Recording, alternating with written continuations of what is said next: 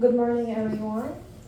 Today I will present about the Israel and its neighbors in the Middle East, mainly how the state of Israel was formed in Palestine and its consequences, and more about Syria, Jordan, and Lebanon. The state of Israel is located at the center of the Middle East. It lies on the shores of Mediterranean Sea and bordered by Lebanon to the north, Syria and Jordan to the east, and Egypt to the south. Israel has a very small area which was formed in Palestinian land during the years. Even if it's small, it plays a crucial role in world politics. Israel doesn't have much oil resources but has natural gas in the area. Most of the population in the Middle East are Islamic countries, but Israel is an exception, being a Jewish state. Israel was established in 1948. Before that time, there was no Israel. Whole area was called Palestine, and the Palestinians were mostly Arab Muslims. The Jewish people used to live throughout the Europe and the US. They did not have land before that time.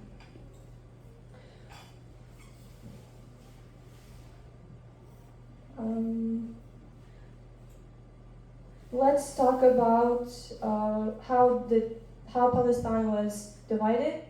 Palestine was a part of the Turkish Ottoman Empire before the end of World War I. Britain defeated Turkish Empire in 1917 and occupied Palestine. And Britain supported the Balfour Declaration for establishing a Jewish state. What encouraged Britain to establish homeland for Jews? It's the idea of establishing a Jewish state in Palestine was encouraged by the feeling, sympathy for Jews for what they had experienced during German oppression, the Holocaust.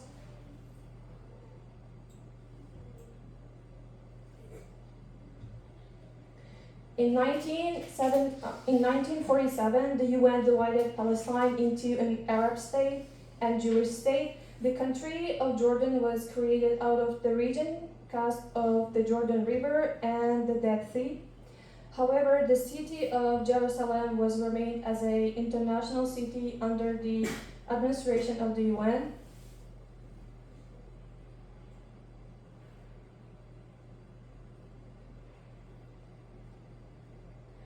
One of the consequences of the division is that thousands of Palestinian Arabs were forced off the land that given to Jews.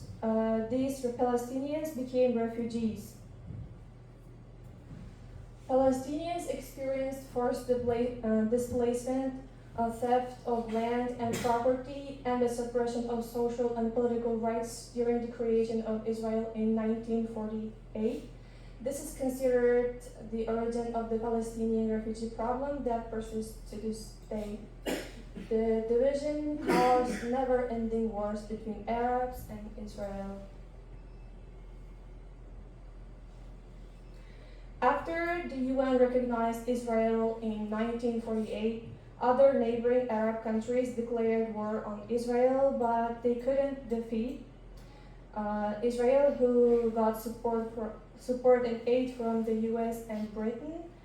In 1967, there was another Arab-Israeli war, which was short and called Six-Day War, but this time Arabs lost more.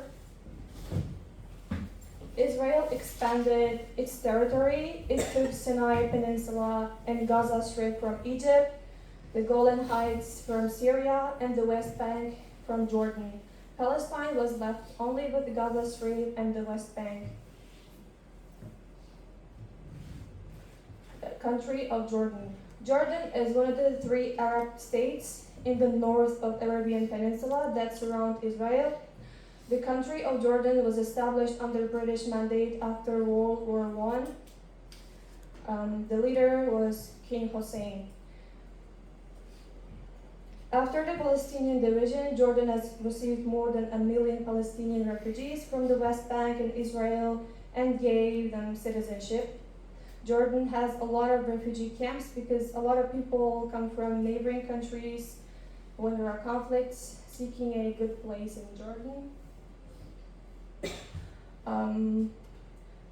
Jordan doesn't have much national wealth.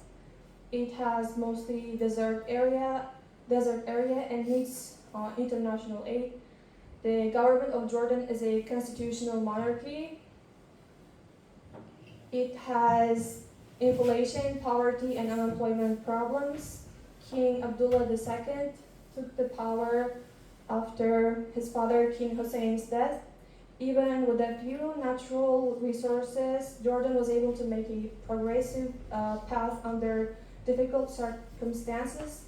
It has a positive trade relationships with Europe and the US. Overall, Jordan is a stable country with even a few challenges. Syria.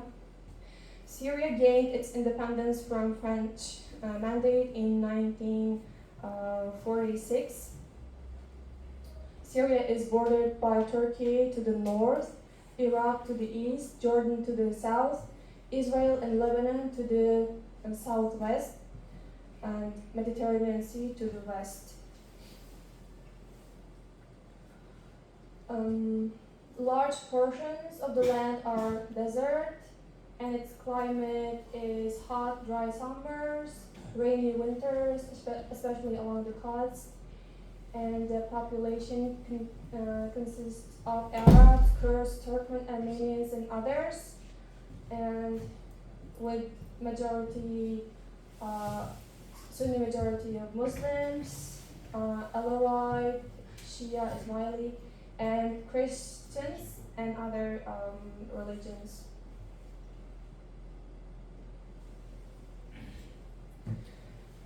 Syrian people suffered a lot under Assad's regime for more than 50 years. Oil and natural gas are the country's main export products. Syrian government was ruled strictly. When oil production was not increasing, the government was forced to take additional national debt. Because of the arid climate and agriculture production, there was a pressure on freshwater supplies. In 2011, citizens protested against the government and showed dissatisfaction because of the loss of civil rights, high unemployment. 3,000 protesters were arrested and hundreds of them were killed by government security forces. Syrian civil war is complicated because it involves religious and ethnic groups and interventions of other countries. The civil war created a large refugee and humanitarian crisis in Syria. Lebanon became independent. Lebanon is a small country located in the Middle East on the east shore of the Mediterranean Sea. It is bordered by Syria to the north and east, Israel to the south, and Beirut is the capital city.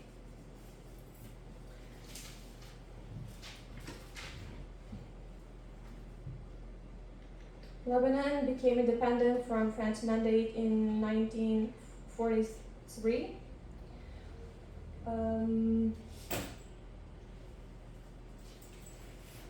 The new government of Lebanon was formed in 2025 under its prime minister. So this year, government system is a unitary multi-party republic.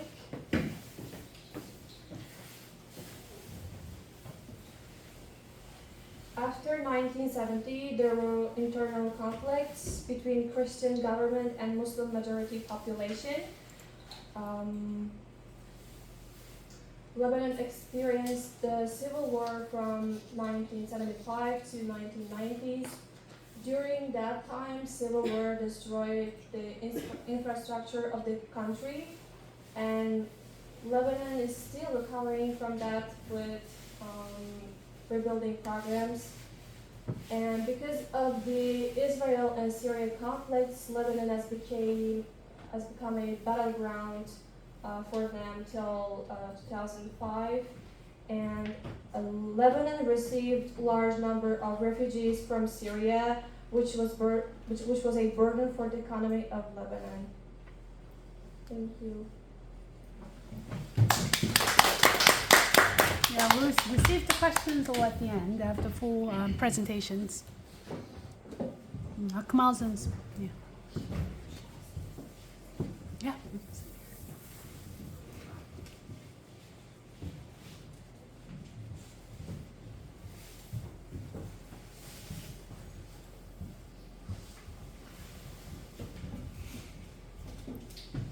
Can you stand in the middle? Yeah. Yeah.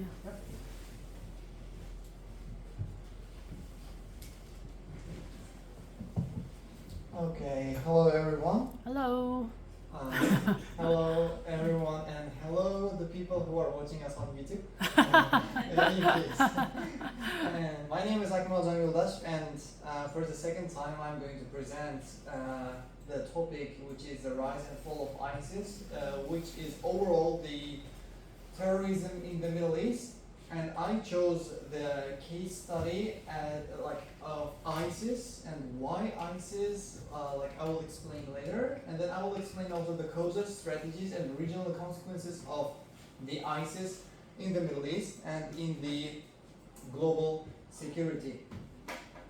So, to go through the presentation, I will briefly explain you the definition, what the terrorism really is, and with providing the historical background and why the terrorism, the term of terrorism, is usually linked to the Middle East and the rise of ISIS and the fall of ISIS, and then the regional and global consequences of this terrorist organization. And before I start my whole presentation, I need to mention there are several terrorist organizations in the Middle East, and some of them are really, how to say, sensitive. For example, I didn't include Hamas as an example of terrorism because some people define Hamas as a freedom fighter organization.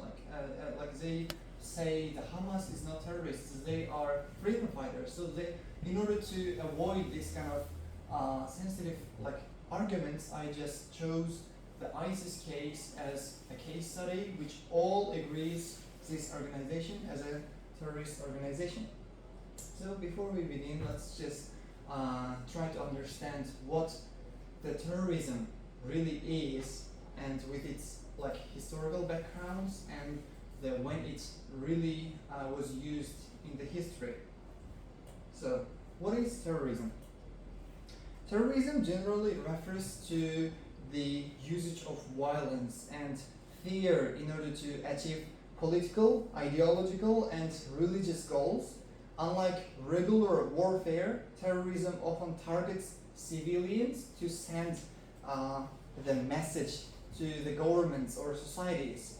One challenge is that terrorism is highly contested term, different countries and political groups may define it differently depending on their own interests. Because of this, the definition can be influenced by politics, history, and international relations. So, what I'm trying to say here is that, instead of attacking directly between the state and state, the terrorism uses the violence and fear to the civilians to send some message to the societies and organizations. And this picture here is this is the Mumbai terrorist act in the past. So I took this as an example. And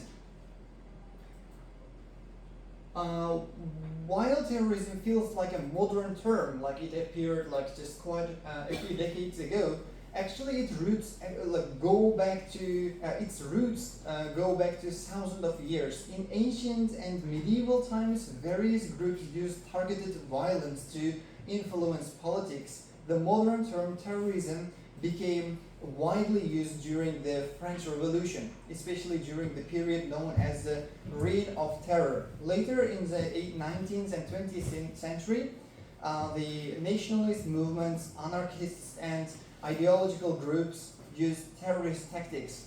In the late 20th century, globalization, mass media, and technology helped terrorist organizations spread their messages more quickly and widely.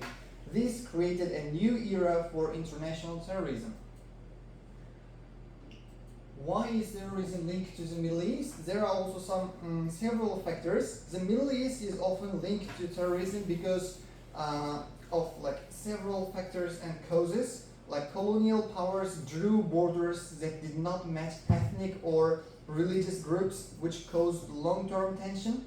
The region also became a strategic area due to its oil and oil reserves, which attracted repeated foreign involvement. During the Cold War, the Middle East was used as a battlefield for proxy conflicts between superpowers. These pressures weakened political systems and increased instability. Additionally, media coverage of conflicts in this region has shaped global perceptions, sometimes exaggerating the connection between the Middle East and terrorism. The terrorist groups tend to grow in countries where the government is weak, divided, or facing civil war. Foreign military interventions and regional power struggles often create chaos that extremist groups can take advantage of. When ordinary people suffer from poverty, discrimination, and lack of basic services, they maybe become vulnerable, they might become more extremist because they don't have enough food, or their life and their development is unstable. So in these cases, the extremist groups or terrorist militant groups can take advantage of this case, and then they can take advantage of by using the ordinary people, by providing them security, or providing them with basic necessities, and then as a result, these ordinary people will be involved in the militant groups. So the extremist groups are formed. So let's now start talking about the rise of ISIS, the ISIS terrorist organization. The ISIS is one of the most influential extremist groups of the 21st century, and understanding its rise is important for understanding modern security challenges. ISIS is which stands for the Islamic State of Iraq and Syria, originally grew out of Al-Qaeda in Iraq. After the US invasion of Iraq in 2003, there was a collapse of state institutions, and this allowed militant groups to grow. Under the leadership of Abu Bakr al-Baghdadi, the group became more organized and more aggressive. ISIS took advantage of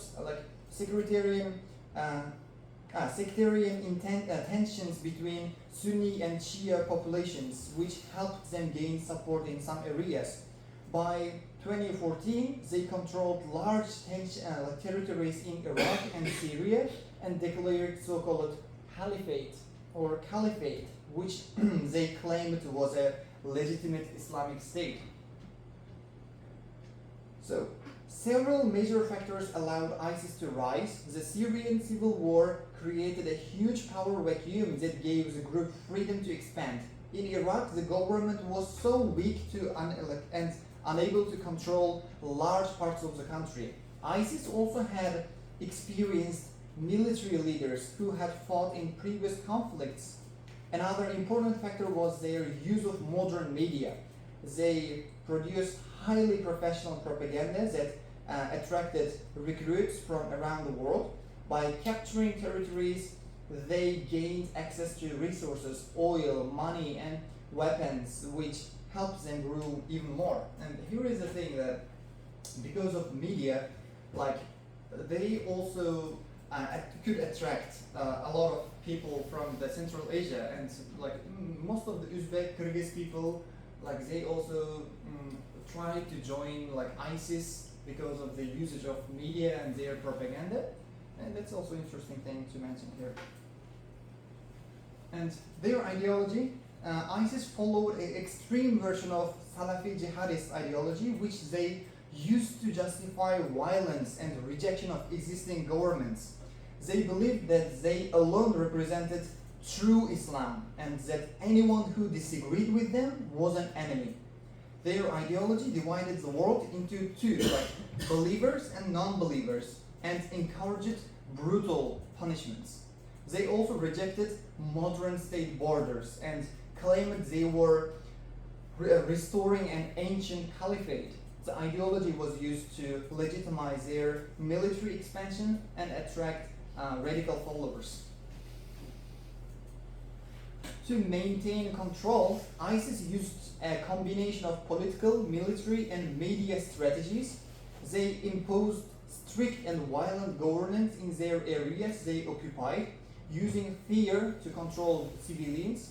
Economically, they built a financial system based on oil smuggling, taxation, kidnapping, and illegal trade. Militarily, ISIS used coordinated attacks, suicide bombers, and shock tactics to overwhelm opponents. Their propaganda operations were also extremely advanced. They used social media to recruit, spread fear, and show their strength to supporters around the world. And full of ISIS, the turning point came when an international coalition, including the United States and several regional actors, launched coordinated military operations against ISIS. Airstrikes targeted ISIS bases, transportation routes, and oil facilities. At the same time, local forces such as the Iraqi army and Syrian Kurdish groups began pushing ISIS out of major cities. Key strongholds like Mosul in Iraq and Raqqa in Syria were eventually liberated.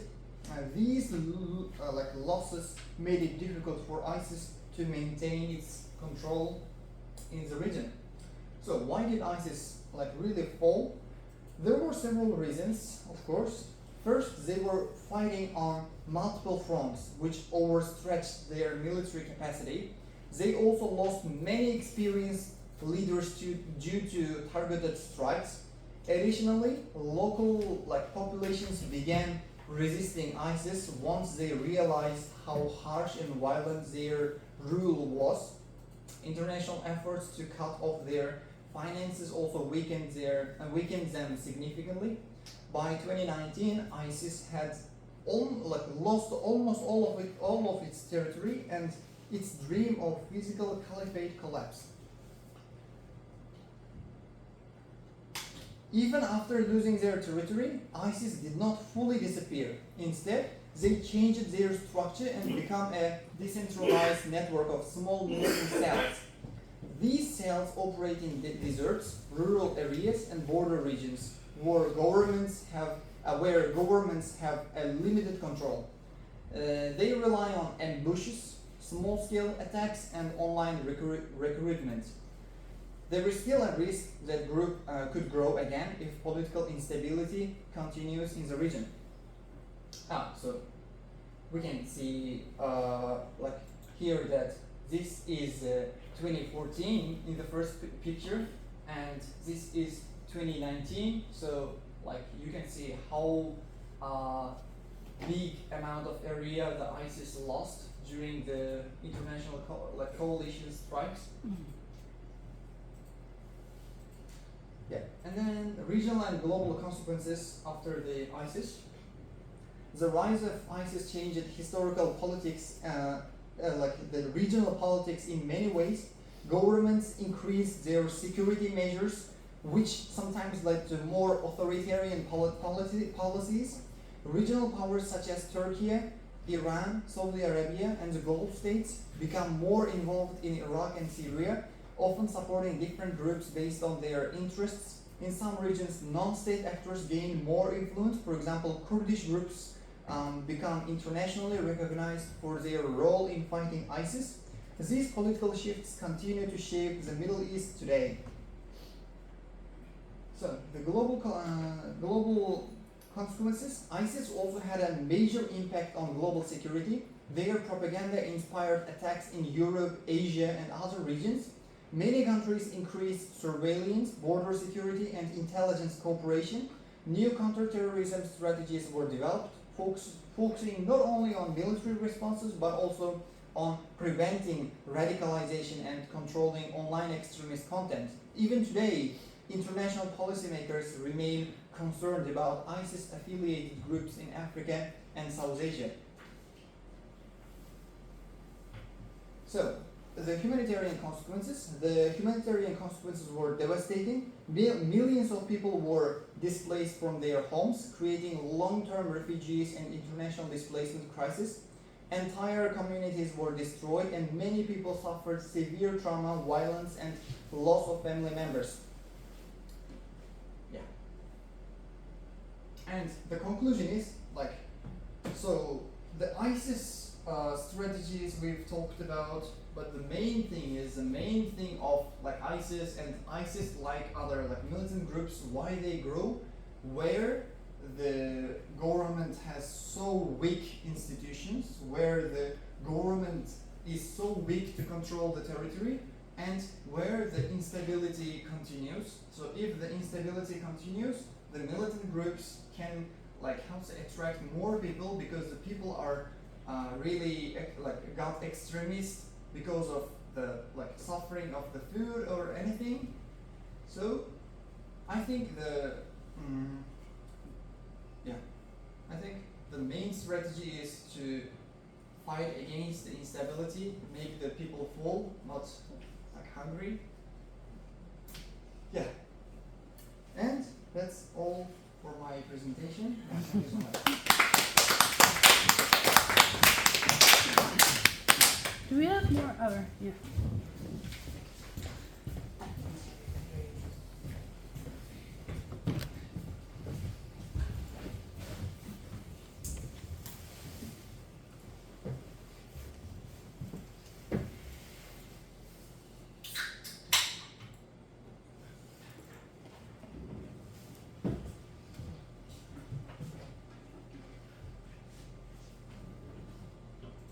Nair, can you stand? Yeah. Yeah, that's good. Yeah.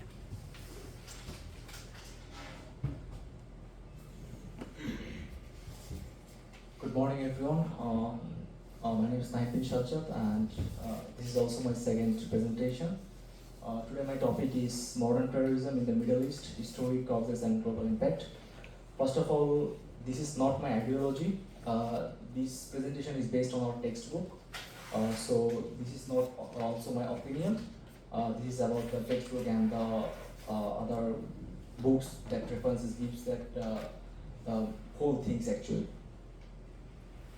So what terrorism means? Terrorism, in its simplest form, is a tactic involving violence to achieve political or religious objectives. It's not a new phenomenon, but it has evolved significantly in its methods and global reach. There are actually three tools, like violence as a tool, the deliberate use of violence. Violence as a tool is targeted attacks on civilians and non-combatants, creating fear. The goal is to psychologically impact the population. And number three is politically or religious objectives. It is used to push an ideology or demand. So I am talking to historical background. Actually, what's the main causes of this conflict and in the Middle East? To understand modern terrorism in the Middle East, we must go back to major historical events that changed the region. Fall of Ottoman Empire. After World War I, the Ottoman Empire collapsed to Western powers, created new borders that did not match the ethnic, religious, or tribal realities. This created long-term conflict and instability. Number two is creation of new states. Many new countries were formed quickly with weak governments. This caused internal tensions, and identity problems. Number three was Arab-Israeli conflict. In 1948, the creation of Israel led to wars and the displacement of Palestinians. Millions became refugees. This event is known as the Nakba or catastrophe. This conflict continues today and is a major root of modern resistance. Key causes of terrorism. There are no single reasons for terrorism. It grows from many conditions: poverty or inequality. Young people with no jobs or opportunities become vulnerable to radicalization. Foreign intervention, wars, inventions, and global politics increased anger and mistrust. Authoritarian leaders, when governments suppress people, conflict grows. Clash with Western culture, rapid modernization created fear that traditional identity was disappearing. These conditions created an environment where extremist groups could use. The rise of some Islamic fundamentalism. Islamic fundamentalism emerged as a power ideological force, shaping many extremist movements in the region. There are some names that I have added. Said Qutb's influence, an Egyptian theorist whose writings advocated for an Islamic state and condemned Westernization, inspiring many radical groups. Iranian Revolution, the establishment of an Islamic Republic demonstrated the possibility of overthrowing a secular regime and implementing religious governance.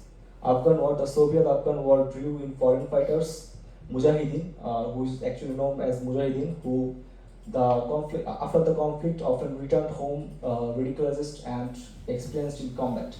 Reaction against Western influence, a strong desire to resist perceived Western culture, political and military dominance, leading to calls for a return to pure Islamic principles. There are some major terrorist groups and state-sponsored terrorism. There are so many contradictions might be because some people believe that they are freedom fighters, and some people think that they are the terrorists. I don't have any own opinion, but I just put this on based on textbook. Al Qaeda, founded by Osama bin Laden, responsible for 9/11, aimed at global jihad against Western influence. Taliban, an Islamist fundamentalist political and military organization in Afghanistan known for strict Sharia law. Hamas, Palestinian Sunni Islamist fundamentalist organization governing the Gaza Strip, designated as a terrorist group by many. Hezbollah, Shia Islamist political party and military group based in Lebanon.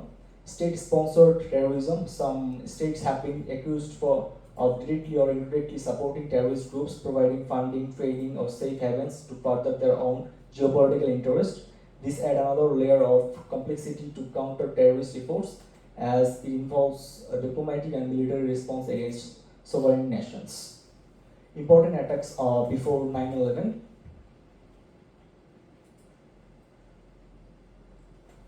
Before the devastating 9/11 attacks, several significant acts of terrorism highlighted the growing threat and involving tactics of extremist group.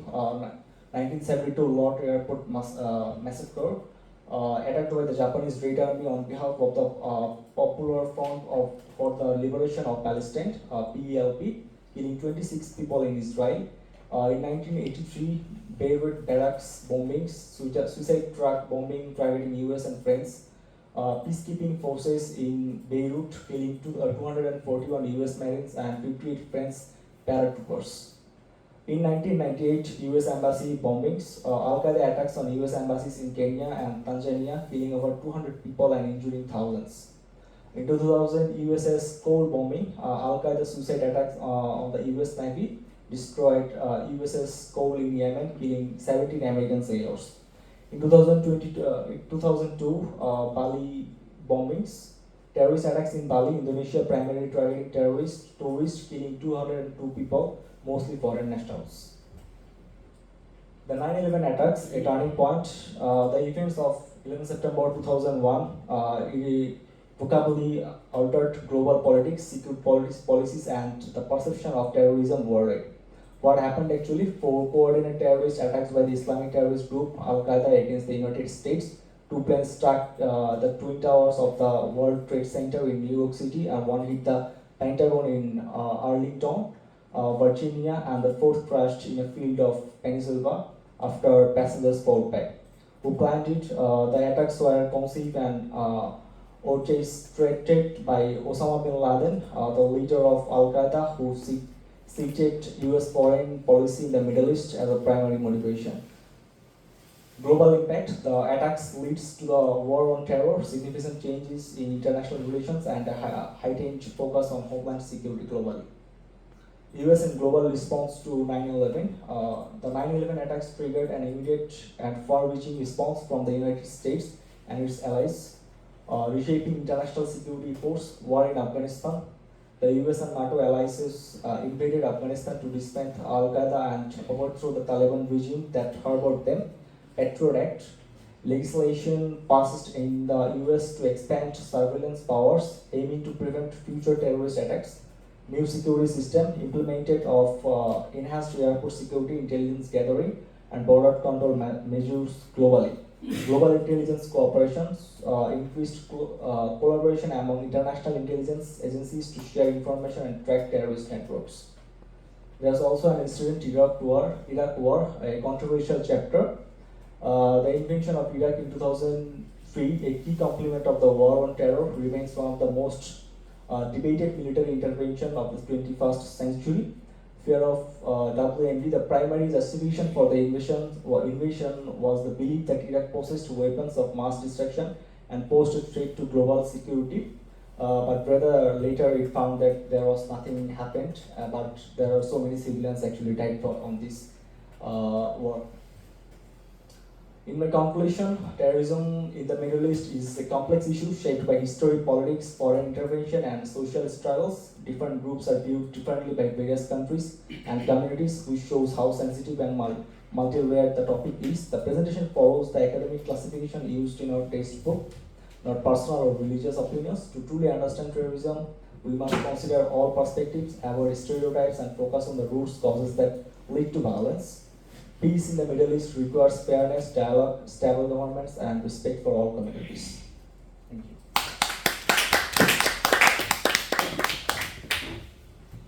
you. Is this the last one? Yeah. All right, okay, 3 of you guys stand in front. We're gonna have a Q&A session together.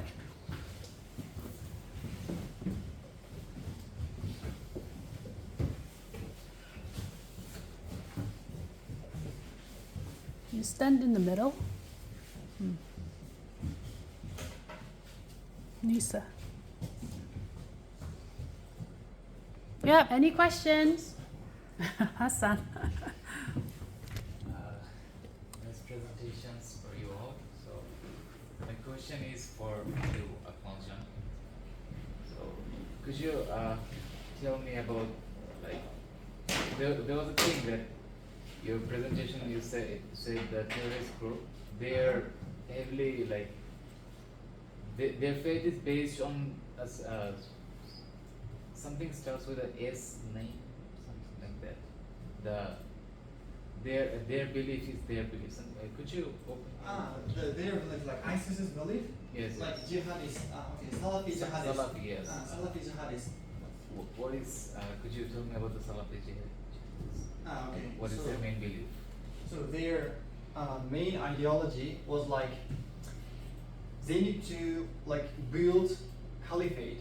So if they build a caliphate, they will be so powerful state in the future. Let's say because caliphate in the past performed really well, so they thought we don't need this modern statehood. We need to re-establish the caliphate.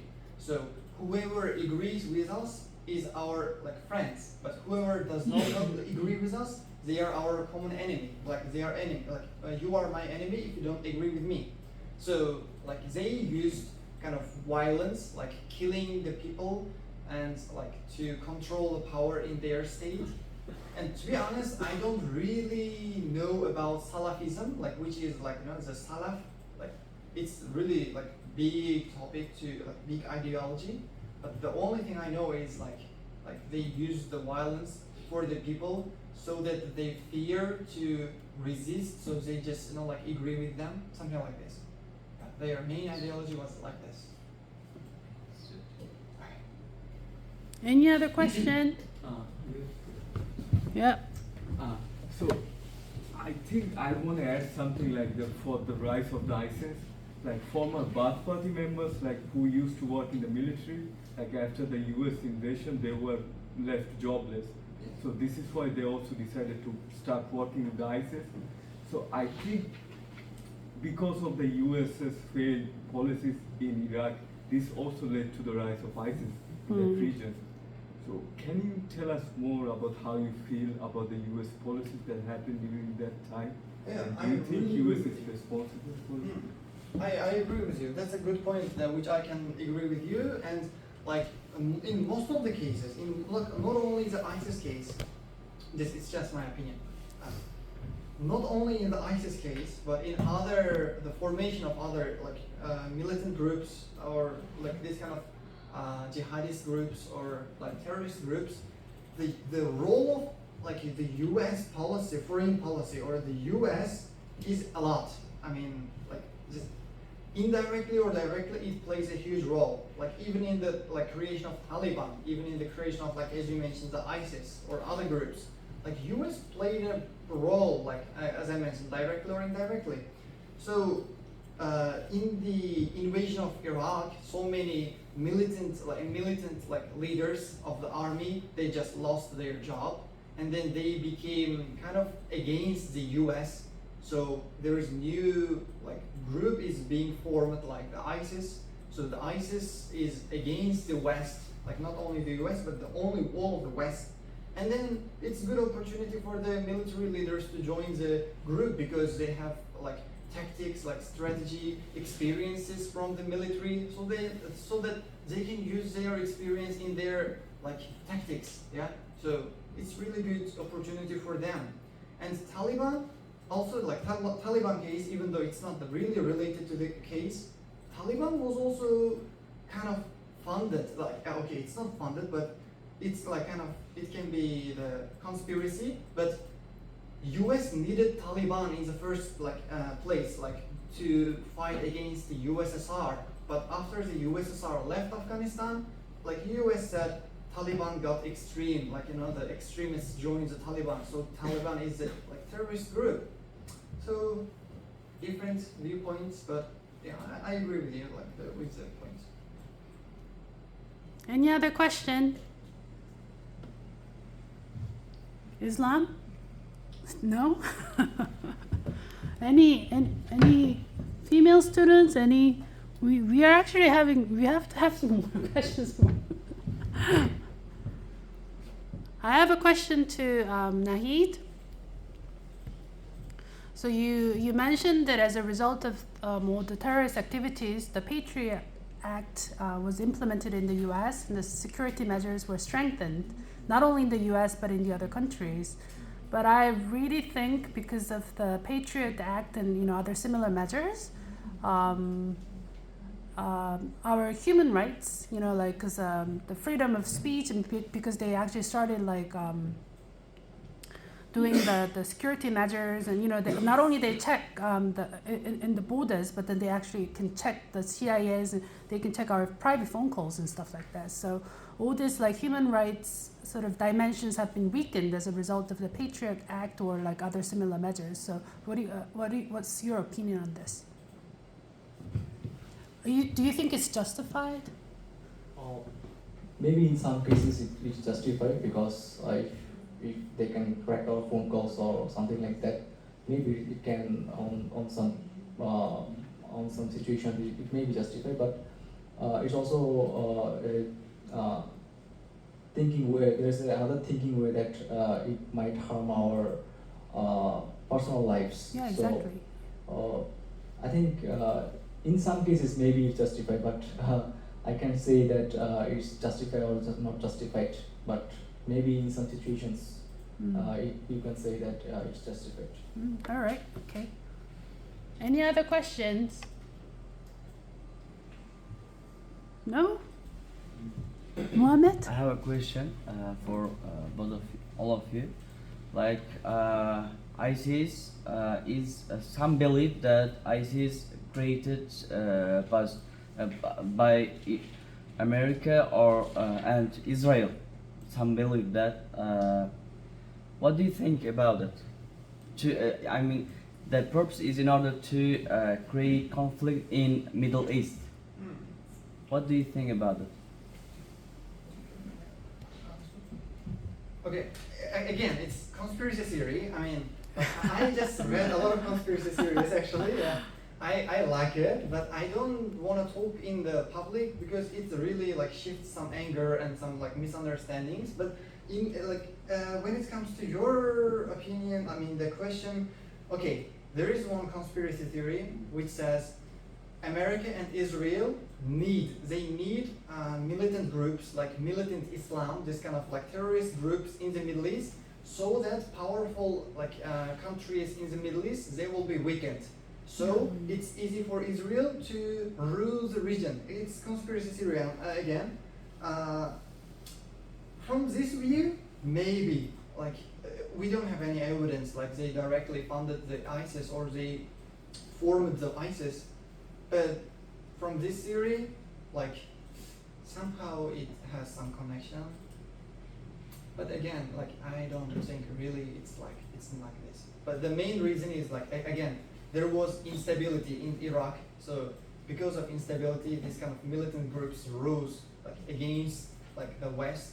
So they used some propaganda to attract the people. The main cause was that. Akmal, you mentioned that like a lot of people from Central Asia actually were recruited. Yeah, that's right. But I mean, ISIS is for like Syria and Iraq. So like, why did they join? Yeah, the question is, in our country, when we got independent, the people were like trying to learn Islam. They were trying to like educate like themselves with Islam because we got independent from the atheist regime, like the that's true. USSR. So they Yeah. wanted to be like religious. So, and there was some cases like some situations happened in Uzbekistan, and then the government tried to like stop like learning too much about religion. So they wanted to kind of westernize, but the people themselves wanted to explore more about Islam and this kind of thing. ISIS was rising in Iraq. The people, like especially young people who do not that much understand like true Islam, they were paralyzed like by the idea of caliphate. Like they thought like, wow, they are going to build a caliphate. Why don't we join them? Like building caliphate is like so great, like blah blah. And then they wanted to join only because of like how to say, building an Islamic state and this kind of Islamic brotherhood. Yeah. Oh, so they were actually fascinated by the Islamic ideals. Yeah, They like were maybe promoted. they are the victims of the propaganda of ISIS, let's say. I see. Okay, I have another question. I mean, where is their fund? I mean, who provide the money? Because the Yeah, I was going to ask the same question. ISIS is very big terrorist group, Yeah. so they need money to improve their. I mean, they have to buy. I mean, guns and bombs. Yes. They need money for. What is the root of their income, right? Okay. So in Iraq, like according to the textbook, in Iraq, they have a lot of oil mines, right? Like oil resources. So the ISIS got their territories, like influence territories, which means they could smuggle the oil and they could sell the oil to other countries. So which is a lot of money for them. And the conspiracy theory says the CIA funded the ISIS.